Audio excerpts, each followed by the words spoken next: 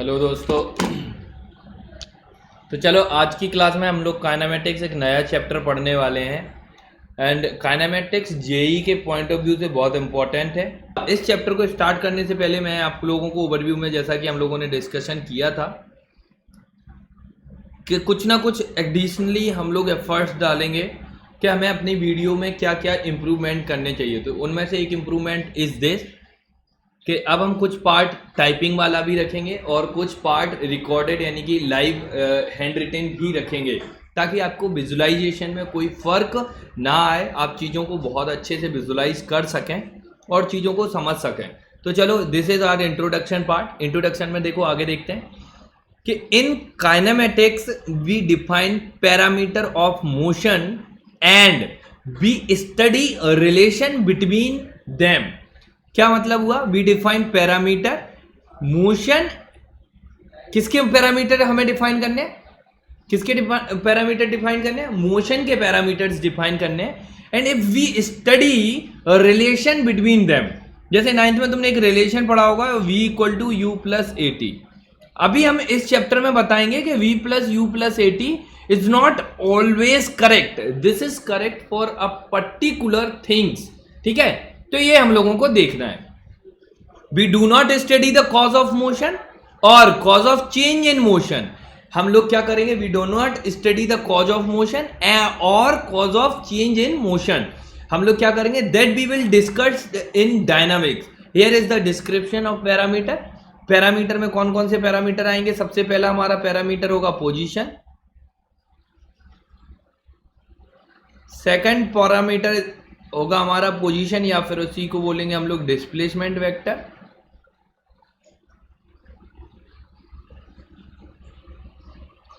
Third point जो इसमें हम लोगों को देखना है वो हमारा है velocity vector.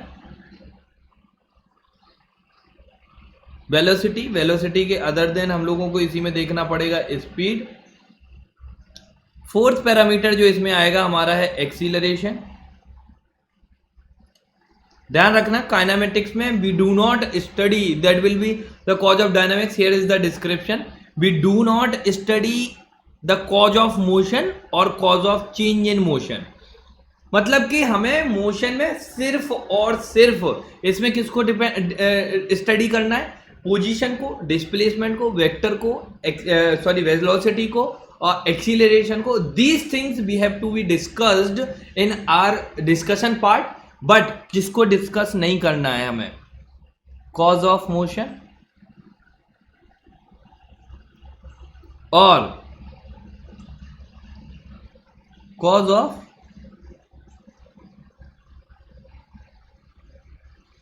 Change in motion. हमें किसको डिस्कस करना है? कॉज ऑफ मोशन को डिस्कस नहीं करना है। We do not study in this chapter, we don't study.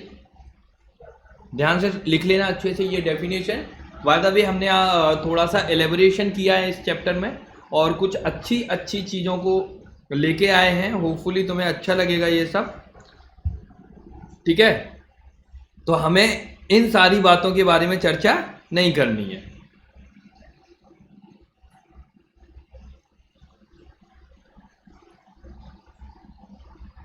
चलो, हम लोगों को पोजीशन देखना है। If the position of particle changes with respect to chosen reference point origin at time passes, then the particle is said to be motion with respect to that point.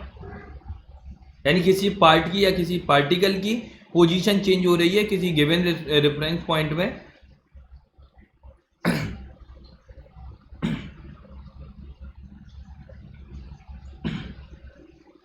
चलिए, एक minute wait.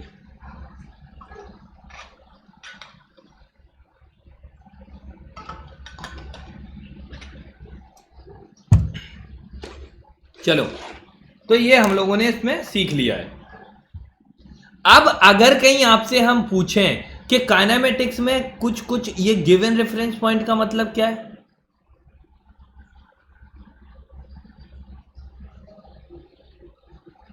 या पूरी physics में given reference point का मतलब क्या है, तो हर एक मोशन को ऑब्जर्व करने के लिए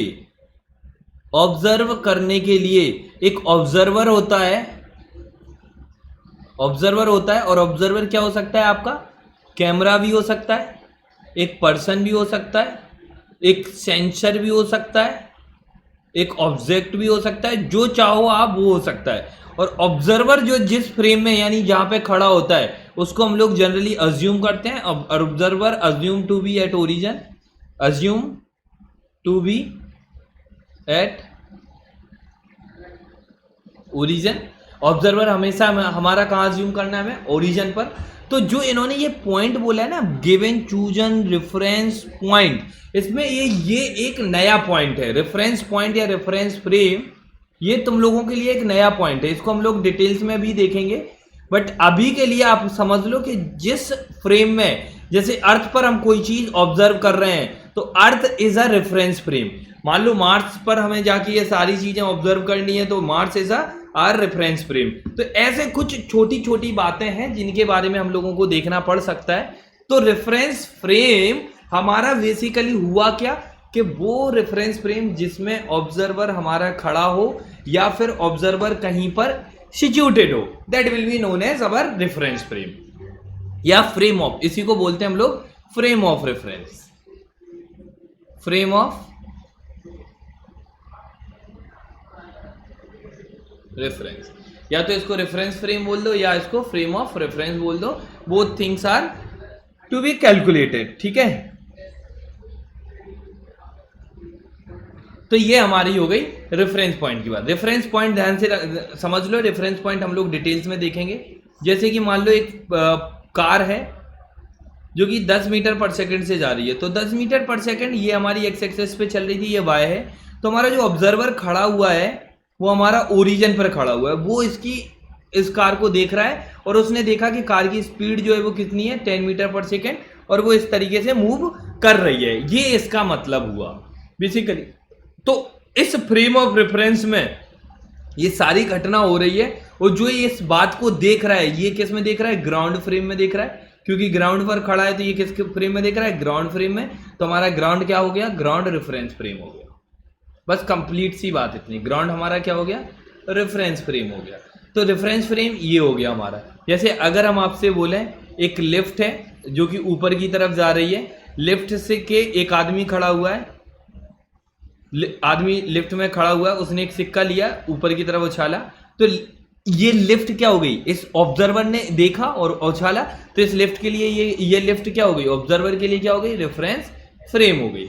तो रेफरेंस ऑफ फ्रेम की सीधी सीधी कहानी है कि वो रेफरेंस फ्रेम, वो ऐसी चीज रेफरेंस फ्रेम कहलाती है जिसमें ऑब्जर्वर खड़ा होकर उसको ऑब्जर्व कर रहा होता है, सीधी सिंपल सी बात। और ऑब्जर्वर क्या होता है? ऑब्जर्वर एक कोई भी ऑब्जेक्ट हो सकता है, कोई भी कैमरा वगैरह, sensor, object, person, whatever you can assume, these things are known as our observer, ठीक है। तो चलो इसी के साथ में सबसे पहला पैरामीटर जो हम लोगों को पूरी ड्यूरिंग द काइनेमेटिक्स पढ़ना है वो है हमारी पोजीशन और डिस्प्लेसमेंट। देखो पोजीशन और डिस्प्लेसमेंट इन दोनों में थोड़ा सा फर्क है, जिनके लिए हम आपको बताएंगे कि क्या फर्क है। जैसे कि सपोज अगर कहीं हम आपसे बोलें कि एक पॉइंट ए है हमारा और एक पॉइंट हमारा बी है, तो ए और बी ये दीज टू आर पॉइंट्स, तो उसने क्या बोला? Change in position vector is called displacement. ये क्या है हमारा? डिस्प्लेसमेंट। तो डिस्प्लेसमेंट को हम लोग क्या बोलेंगे? Displacement is equal to change in position, मतलब फाइनल माइनस इनिशियल। अब हमें नहीं पता कि ये फाइनल माइनस इनिशियल आएगा, x2 माइनस x1 आएगा, व्हाटएवर आएगा, क्या ये हम लोगों को निकालना है। और ये होता क्या? देखो पोजीशन का मतलब होता है कि ये हमारा ओरिजिन हो गया, इसको हम लोग क्या बोल दे रहे हैं? ओरिजिन। तो ओरिजिन पर हमारा ऑब्जर्वर खड़ा होगा, तो ए पॉइंट की एक पोजीशन लिखी होगी जिसे हम लोग पोजीशन वेक्टर बोलेंगे। तो ए पॉइंट की पोजीशन को ओ ए हमारा क्या हो गया? Position vector. पोजीशन वेक्टर और नॉर्मल वेक्टर में एक सिंपल सा मतलब होता है, position vector always start from origin. कहां से स्टार्ट होता है? हमेशा ओरिजिन से। ओबी हमारा क्या हो जाएगा? OB is also a position vector of B, position vector of B. वैसे तो ये हमने पोजीशन वेक्टर ऑफ बी में पढ़ा रखा था, this is position vector of B. अब एक सिंपल सी कहानी जो हम आप लोगों के लिए लिखने वाले हैं, और वो सिंपल सी कहानी है क्या हमारी, देखते हैं। ये ए बी है, तो ए बी वेक्टर हमारा क्या हो जाएगा, वो कुछ ये हो जाएगा, this is A B vector.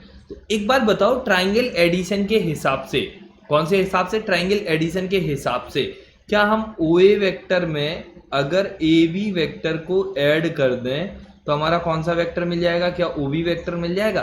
देखो ओ ए वेक्टर में अगर ए बी वेक्टर ऐड किया तो ये आ जाएगा। देखो ट्राइंगल एडिशन में यही तो करते थे कि ये रहता था, तो रिजल्टेंट हमारा क्या आता है, ये आता है रिजल्टेंट।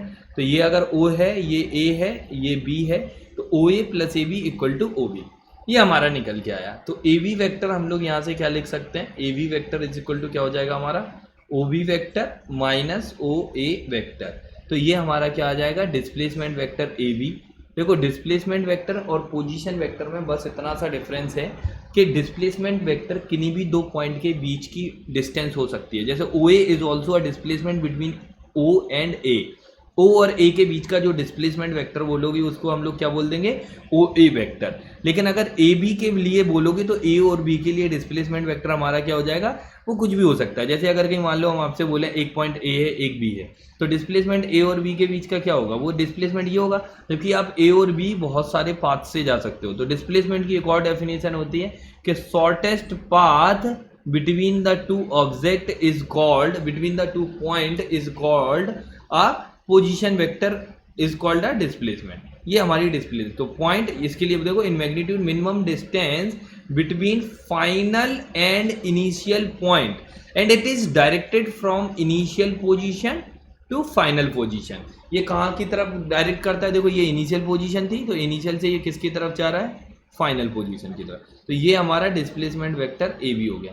ए बी वेक्टर की खास बात क्या है, इसको लिखते क्या, for particle moving x axis motion from one point x1 to another point x2, then displacement यानी कि चेंज इन डिस्प्लेसमेंट हमारा किसके बराबर होगा, फाइनल माइनस इनिशियल। ये हमारा डिस्प्लेसमेंट हो जाएगा। क्योंकि एक्स एक्सेस में तो इसको वेक्टोरियली ऐड करने की कोई ज़रूरत नहीं पड़ने वाली है एज सच। अगर कहीं ये हमारा वैसे होता, अगर ये बेसिकली हमारा किसी और पोजीशन में होता तो हमें ये सारी चीज़ें कैलकुलेट करनी पड़ती। जैसे delta x where x two equal to x one, तो हमने क्या किया कि एक पार्टिकल है हमारा, ये हमारा 0 है और वो 4 मीटर पे था और मूव करके वो कहाँ पहुँच गया, हमारा 12 मीटर पे मूव करता जा रहा है। This is point A, this is point B. तो हमें ए बी वेक्टर बनाना है, तो ए बी वेक्टर हमारा क्या हो जाएगा, वो ये हो जाएगा। तो ए बी वेक्टर ये हो गया, तो A B vector is equal to B की पोजीशन माइनस ए की पोजीशन। तो बी की पोजीशन हमारी कितनी है, 12 आई के बराबर, माइनस 8 4 आई के बराबर ए की पोजीशन हो गई। तो नेट पोजीशन किसके बराबर आ गई हमारी, 8 आई के बराबर। तो हमारा जो डिस्प्लेसमेंट वेक्टर हो गया, डिस्प्लेसमेंट वेक्टर जो हमारा हो गया, वो डिस्प्लेसमेंट वेक्टर किसके बराबर हो गया, delta x is equal to x2 minus x1।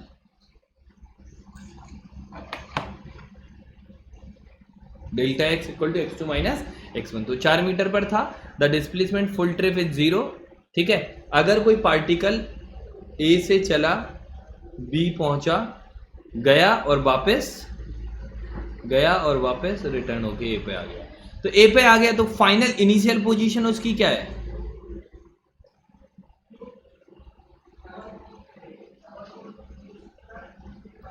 ए है। फाइनल पोजीशन हमारी क्या है,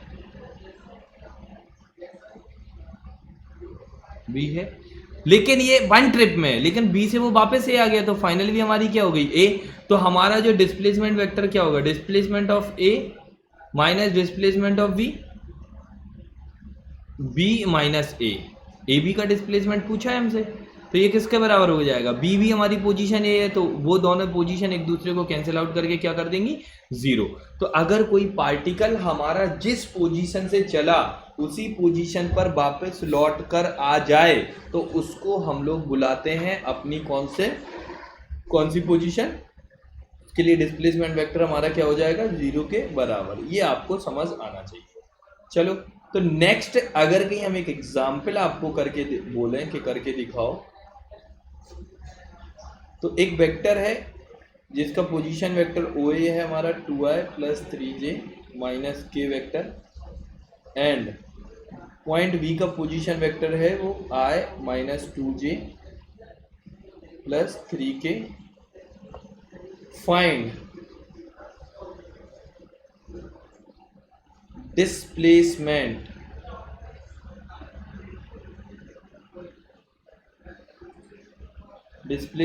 ऑफ AB वेक्टर। तो AB वेक्टर का डिस्प्लेसमेंट हमारा कितना हो जाएगा, OB minus OA that will equal to OB का मतलब I minus 2j plus 3k minus sign के साथ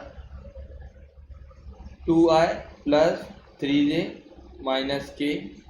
तो इसके लिए हम लोग क्या करेंगे, 1 minus 2 into i cap plus minus 2 minus 3j cap plus 3 plus 1 k cap.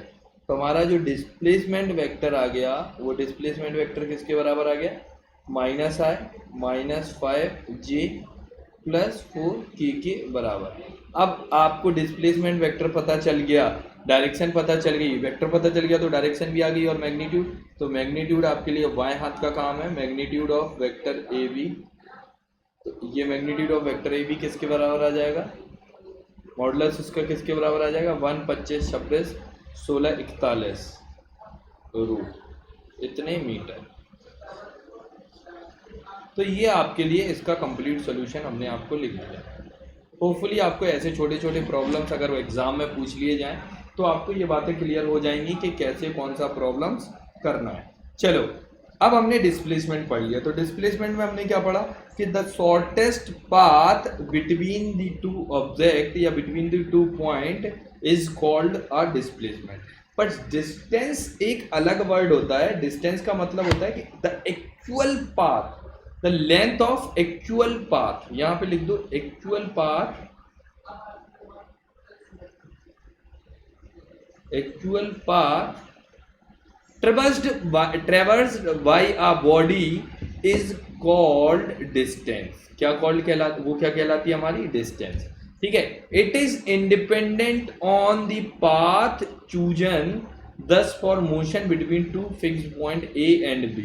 वो इस बात पर डिपेंड नहीं करेगा कि आपने A और B को कहाँ चूज किया।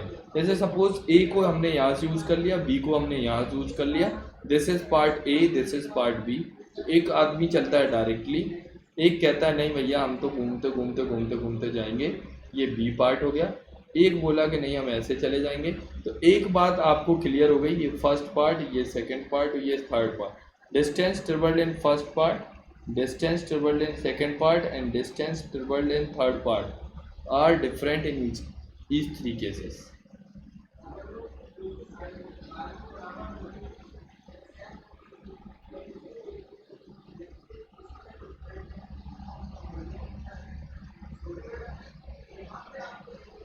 हमारी जो डिस्टेंस ट्रेवल्ड होगी वो तीनों केसेस में कैसी होगी, डिफरेंट होगी।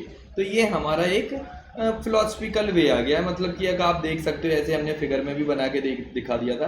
अब डिस्टेंस में एक खास बात होती है कि डिस्टेंस जो होती है वो हमारी स्केलर क्वांटिटी होती है। इसलिए आप 10th से 11th से पहले 10th तक खूब आपने डिस्टेंस किया होगा। वेक्टर में आप नहीं पढ़ते हो इसलिए आपको डिस्प्लेसमेंट तो बताया जाता है, but displacement in one dimensional ही की बात करते हैं ताकि आपको कभी भी एंगल वगैरह या ऐसी कुछ चीज़ों के बारे में सोचना ना पड़े। ठीक है, as length of the path has no indication of direction in it. क्या मतलब है, as length of the path has no indication of direction in it. आपको कोई भी जरूरत नहीं पड़ेगी आप कहाँ से कहाँ जा रहे हैं, चाहे आप A से B जाओ चाहे आप B से A जाओ, but distance must be same for one path. Distance must be same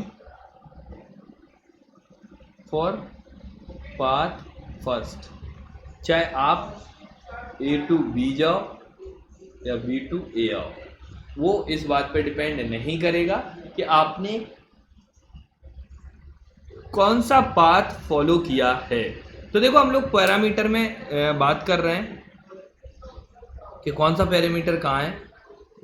ठीक है, चलो तो डिस्टेंस आप समझ गए होंगे। इसमें सबसे इंपॉर्टेंट बात है कि इसकी SI यूनिट जो होती है वो मीटर होती है और इसकी डायमेंशन जो होती है वो L होती है।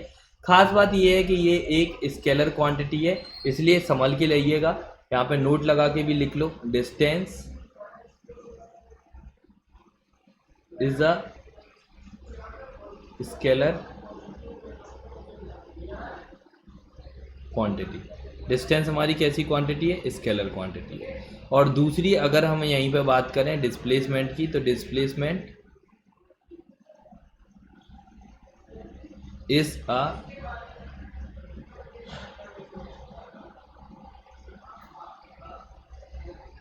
Vector quantity. हमारी जो डिस्प्लेसमेंट है वो कैसी क्वांटिटी है? Vector quantity. और डिस्टेंस हमारी कैसी क्वांटिटी है? स्केलर क्वांटिटी है।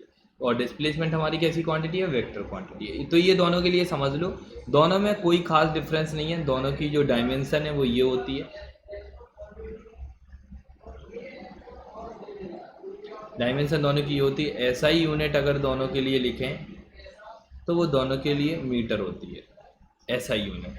ये दो चीज़ें भी आप ऐड कर सकते हो, हर एक पार्ट में, हर एक क्वेश्चन में छोटी छोटी बातें आती रहती हैं, तो ये आपके लिए एक इम्पॉर्टेंट पार्ट हो गया। चलो, तो नेक्स्ट हेडिंग अपनी इसी के साथ में बनती है, एवरेज वेलोसिटी, या फिर इसी को हम लोग बाद में, इसी में एक और पार्ट होता है, मतलब वेलोसिटी के 3 पार्ट हो सकते हैं। वेलोसिटी में क्या क्या हो सकता है हमारा? या तो वो एवरेज होगी, आपसे पूछी जाएगी एवरेज वेलोसिटी, और एक और वर्ड हम आपको इंट्रोड्यूस करा रहे हैं जिसको हम बोल देते हैं इंस्टेंटेनियस, इंस्टेंटेनियस वेलोसिटी। कौन सी वेलोसिटी? Instantaneous velocity. तो देखो, इंस्टेंटेनियस वेलोसिटी और एवरेज वेलोसिटी क्या होती है? इंस्टेंटेनियस जो वेलोसिटी होती है, इसी को हम लोग वेलोसिटी नॉर्मल कई बार प्रोनाउंस कर देते हैं। तो आपको ये नहीं सोचना है कि वेलोसिटी और इंस्टेंटेनियस वेलोसिटी क्या अलग अलग है। एक हो गई हमारी एवरेज वेलोसिटी, ठीक है, एवरेज वेलोसिटी। ध्यान रखना, वेलोसिटी में दोनों बातें होती हैं, एक होता है हमारा मैग्नीट्यूड,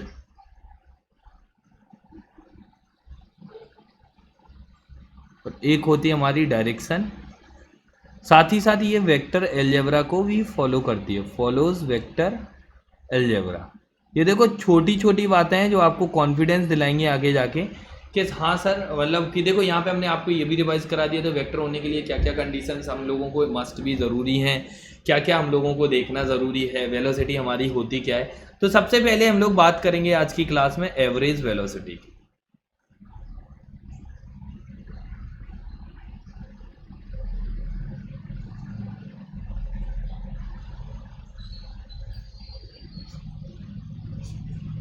तो बात करते हैं हम लोग एवरेज वेलोसिटी की। यहाँ पे ई भी है,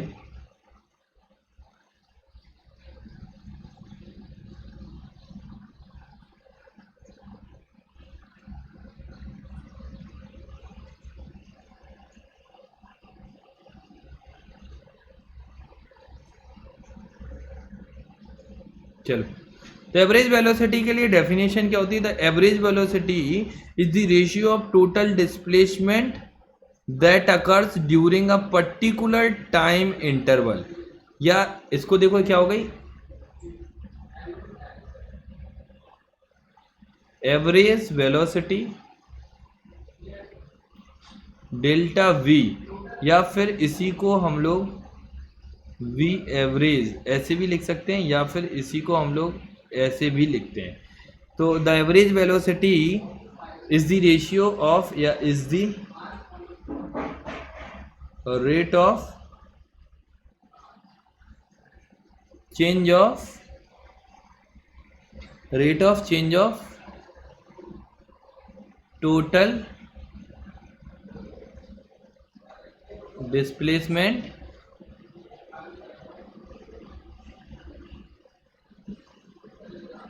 रिस्पेक्ट टू टाइम। तो अगर कहीं हम यहाँ पे बात करें वी एवरेज की, तो वो हमारा किसके बराबर हो गया? Delta S divided by delta T के बराबर। डेल्टा एस का मतलब कितना हुआ? हमारा पोजीशन वेक्टर मान लो R2 पर पहुंच गया और इनिशियली वो R1 पर था, तो this is equal to T2 minus T1, क्योंकि हमारा मान लो टाइम में जो चेंज आया वो T2 माइनस 8 बजे से चले थे आप एक शहर से दूसरे शहर 9 बजे पहुंच गए, तो आपका डेल्टा टी किसके बराबर हो गया? 1 घंटे के बराबर। किसके बराबर हो गया आपका? 1 घंटे के बराबर।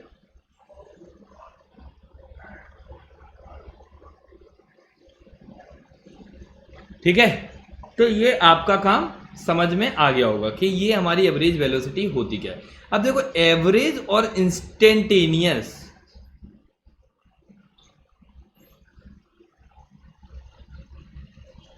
both are closely linked to each other. Instantaneous velocity are closely linked to each other. कैसे सर? कैसे? देखो, एवरेज हमेशा एक बड़े टाइम इंटरवल में होगा। एवरेज जब भी आपसे निकालने के लिए बोला जाएगा तो that will be in a large amount of time interval.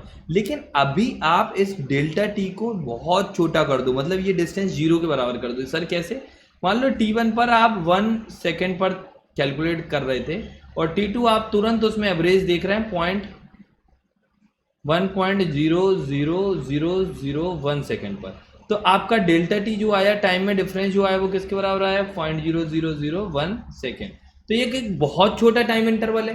तो अगर कहीं इट इज रफली t इक्वल टू 1 सेकेंड, इसका मतलब क्या है कि आप t इक्वल टू 1 सेकेंड की बात कर रहे हैं।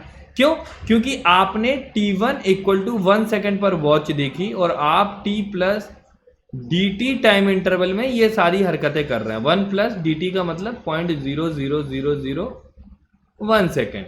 तो हमारा जो dt है टाइम इंटरवल में क्या हो गया? 0.00001।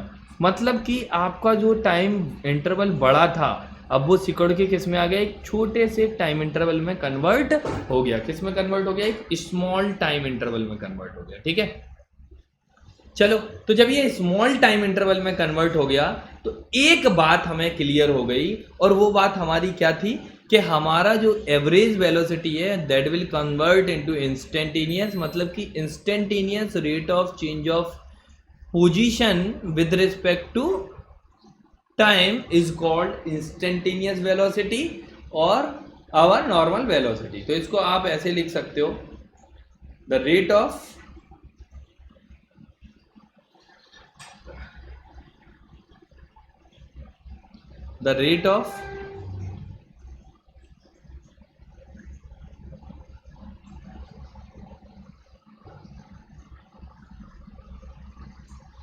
change of position with respect to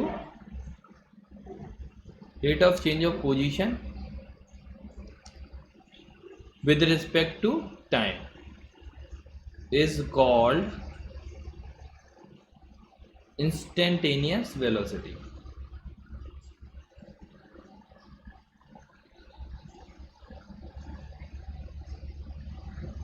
इसके बराबर ही इंस्टेंटेनियस वेलोसिटी के बराबर है। ठीक है, चलो, तो इसी के साथ में अब हम लोग देखते हैं कि इसको आगे कैसे बढ़ाना है और इसको करना कैसे है। तो कभी भी आपको वेलोसिटी पूछी जाए इंस्टेंटेनियस, तो वो किसका क्या लिख दोगे आप? This is the first order differential of position vector. तो अगर हम आपसे क्वेश्चन पूछें कि एक हमारा पोजीशन वेक्टर जो है वो t² i plus 2t j plus 3k, this is our position vector.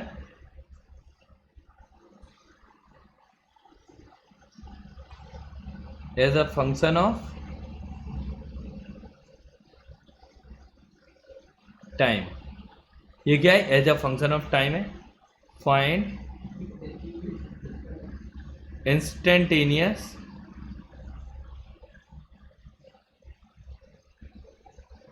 Velocity as a function of time, ये हमसे पूछा गया। तो इंस्टेंटेनियस वेलोसिटी पहले तो बताओ क्या होती है। सर, इंस्टेंटेनियस वेलोसिटी जो हमारी होती है वो ds डिवाइडेड बाई dt, या इसी को हम लोग बोल रहे हैं dr vector divided by dt is equal to velocity vector. तो हमारा जो वेलोसिटी वेक्टर कन्फर्मली इस चीज़ के लिए जो आने वाला है वो हमारा क्या आने वाला है? वेलोसिटी वेक्टर इंस्टेंटेनियस वाला क्या आने वाला है?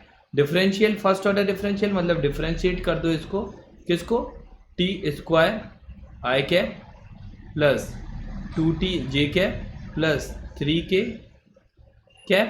डिफ्रेंशिएट करो इसको तो पहला आ जाएगा 2ti plus 2j plus 0k। Differentiation में किसी को दिक्कत हो रही है मतलब कि वो बेसिक मैथ्स के चैप्टर को दोबारा से पढ़े तो v इंस्टेंटेनियस हमारा किसके बराबर आ गया 2ti प्लस 2j के बराबर। अब IIT क्या करेगी वो आपसे as a function of time नहीं पूछेगी, वो as a function of time नहीं पूछेगी। वो क्या करेगी फाइंड वेलोसिटी एट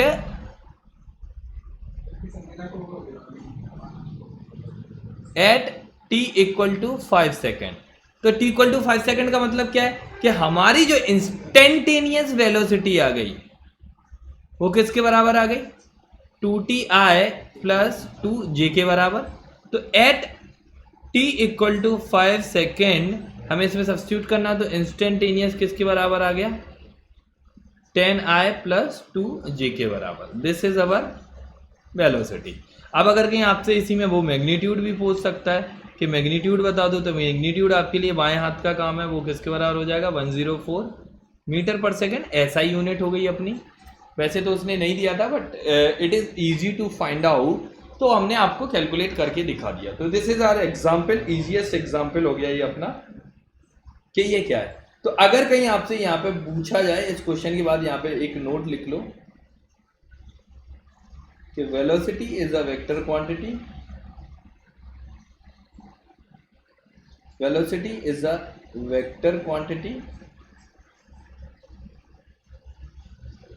ठीक है। डायमेंशन जो इसकी होगी वो LT की पावर -1 होगी। SI यूनिट जो इसकी है वो मीटर पर सेकेंड है। इसी को ऐसे भी लिख सकते हो और आप इसको मीटर पर सेकेंड ऐसे भी लिख सकते हो। तो जैसी मर्जी आप ऐसे लिख लो। तो आपको हमने इंस्टेंटेनियस और एवरेज में डिफरेंस बता दिया। अब अगर कोई आपसे डिफरेंस एवरेज पूछ ले कि नहीं भैया हमें तो एवरेज बता दो और वो आपको सेम फंक्शन दे दे t² plus 2tj plus 3k और बोल दे कि t इक्वल टू 2 सेकेंड से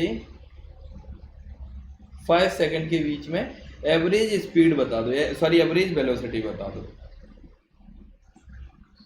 एवरेज वेलोसिटी हमें कैलकुलेट करके लिख दो। सेम क्वेश्चन है, बस हमें इसके सॉल्यूशन को देखना है कि सॉल्यूशन क्या होगा।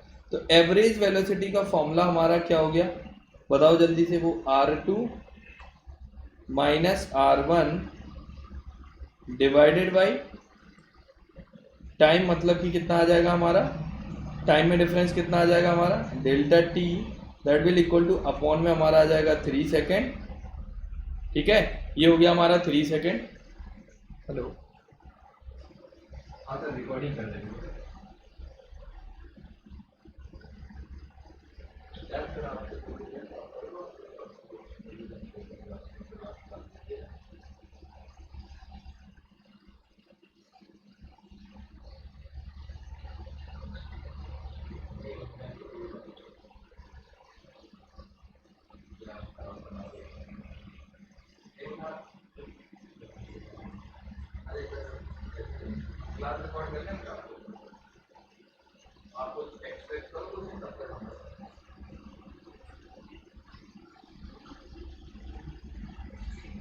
तो हमारे हिसाब से delta T 3 second and R2 minus R1 position. तो एक बात बताओ 2 सेकेंड पर R1 की पोजीशन कितनी है, 2 सेकेंड डालेंगे तो 4i plus 4j plus 3k के बराबर। R2 की पोजीशन फाइनली कितनी हो गई हमारी 5 सेकेंड पर 25i plus 10j plus 3k के बराबर। इसमें सब्स्टिट्यूट कर दो तो हमारा जो V एवरेज आने वाला है वो किसके बराबर आने वाला है R2 माइनस R1 25 माइनस 4 यानी 21i plus 6j 3 minus 3 0 upon 3 यानी कि किसके बराबर आ गया 7i प्लस 2j के बराबर। तो this is our average velocity, ये हमारी एवरेज वेलोसिटी निकल के आ गई। तो इसमें भी आपको कोई आंसर में कोई कहीं भी फॉल्ट लगता है कॉन्सेप्चुअली दिक्कत लगती है, तो होपफुली मुझे तो नहीं लगता है कि आपको कहीं पे दिक्कत आनी चाहिए as such, but this is our scenario जो हमने आप लोगों के साथ में डिस्कस किया है। होपफुली ये आपको पसंद आया होगा कि एवरेज स्पीड और एवरेज वेलोसिटी और इंस्टेंटेनियस वेलोसिटी में क्या डिफरेंसेस है। तो आपका होमवर्क है कि आपको एवरेज वेलोसिटी और इंस्टेंटेनियस वेलोसिटी में एक दो डिफरेंस लिखने हैं।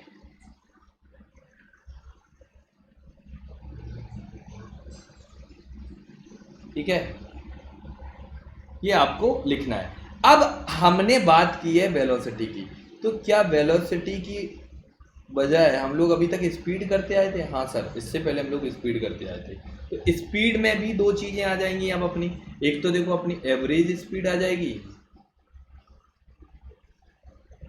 और एक हमारी क्या आ जाएगी, instantaneous speed.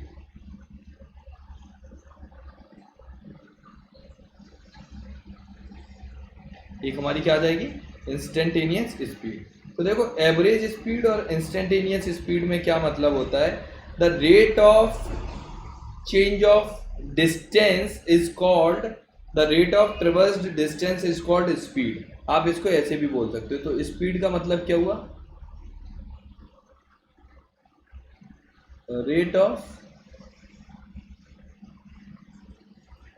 Traversing distance is called speed. देखो वेलोसिटी के केस में यहां पर क्या था, डिस्प्लेसमेंट। स्पीड के केस में यहां पे क्या है, डिस्टेंस। क्या है, डिस्टेंस। तो हमारी जो एवरेज स्पीड हो गई वो total distance upon total time होगी, क्योंकि डिस्टेंस का चेंज तो कोई मायने रखता नहीं है। This is total time. और अगर हमसे इंस्टेंटेनियस पूछ ली जाएगी, इसका मतलब क्या हुआ, first order differential of distance, यानी कि ds divided by dt, this will equal to instantaneous speed. यानी कि इंस्टेंटेनियसली हमारी डिस्टेंस कैसे चेंज हो रही है, ये इसका मतलब हुआ। ठीक है, इसी को हम लोग बोल सकते हैं इंस्टेंटेनियस वेलोसिटी का, इसी को हम लोग बोल सकते हैं instantaneous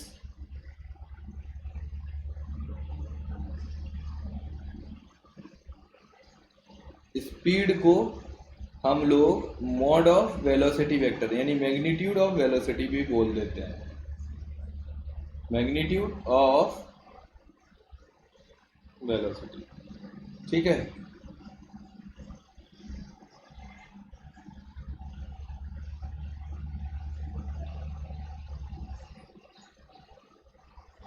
speed and average speed can be quite different.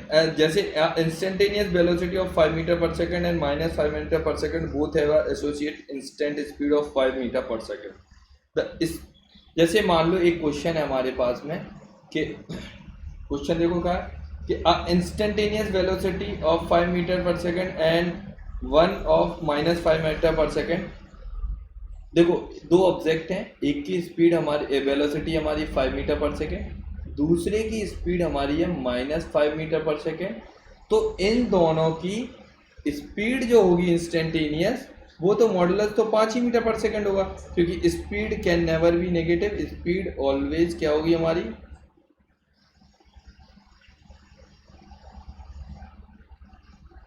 Speed हमारी क्या होगी, ऑलवेज पॉजिटिव। स्पीड हमारी ऑलवेज पॉजिटिव आने वाली है। जैसे कि एक एग्जाम्पल इसमें छोटा सा हम आपको करवा देते हैं, और एग्जाम्पल के साथ ही हम लोग इंस्टेंटेनियस स्पीड और इसको ख़त्म कर देंगे। तो हमारा एग्जाम्पल क्या है, एग्जाम्पल पहले लिख लो। If a particle traverse half the length on a straight line with velocity v1, if a particle ट्रेवर्स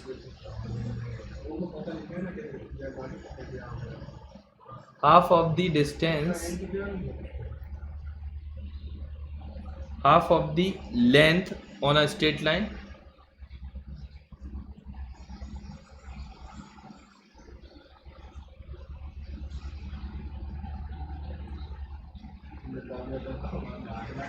V1 and V2. V1 and V2 is the next half, is for next half. Find average velocity. Find average speed. तो देखो क्या हुआ, एक particle है ए या B के बीच में जा रहा है, ए सिटी से बी सिटी के बीच में कार जा रहा है. ये डिस्टेंस हमारी डी हो गई, ये वाली डिस्टेंस भी हमारी डी हो गई, ये वाली वो V1 से चलता है, ये वाली वो V2 से चलता है. तो टोटल टाइम जो होगा वो T1 प्लस T2 के बराबर होगा. T1 का मतलब D upon V1 plus D upon V2. That will comes out to be D common लेके V1 plus V2 divided by V1 V2 इसके बराबर. नेट डिस्टेंस कितनी हो गई हमारी, 2D के बराबर. तो एवरेज स्पीड हमारी किसके बराबर हो गई, total distance divided by total time. Total time का मतलब D into V1 plus V2 और अपॉन में तो ऊपर पहुंचा दिया तो V1 V2, D से D कैंसिल हो जाएगा. तो हमारी जो एवरेज स्पीड आ गई वो किसके बराबर आ गई, 2V1 V2 divided by V1 plus V2 के बराबर. आंसर. तो ये हमारा आंसर निकल के आ गया. ठीक है, तो this is our average speed. अभी बहुत सारे क्वेश्चंस हमें करने हैं. तो बेसिकली हमने आज के लेक्चर्स में जो जो चीज़ें कवर की मैं आप उसको समराइज कर दूं. सबसे पहले हम लोगों ने आज पोजीशन और डिस्प्लेसमेंट के बारे में डिटेल्स में देख लिया, पहली पार्ट. सेकंड हम लोगों ने इसमें रेफरेंस फ्रेम का भी आइडिया देख लिया थोड़ा बहुत. थर्डली हमने इसमें एवरेज वेलोसिटी और इंस्टेंटेनियस वेलोसिटी भी पढ़ ली. ठीक है. फोर्थ वन हमने एवरेज स्पीड और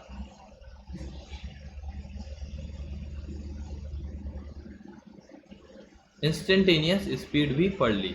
देखो एवरेज स्पीड और इंस्टेंटेनियस स्पीड क्या होती है, मॉडुलस ऑफ इंस्टेंटेनियस वेलोसिटी, मतलब modulus of D S vector divided by D T.